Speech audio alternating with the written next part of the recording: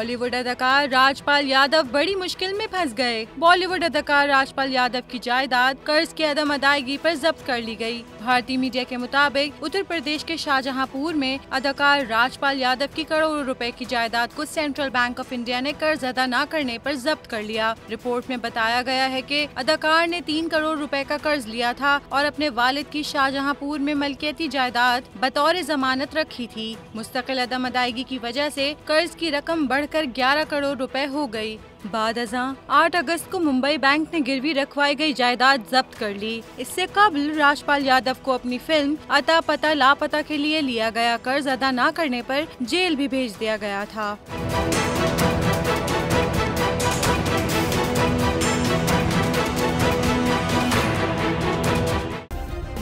Subscribe करें और bell दबाएं ताकि कोई खबर रह न जाए।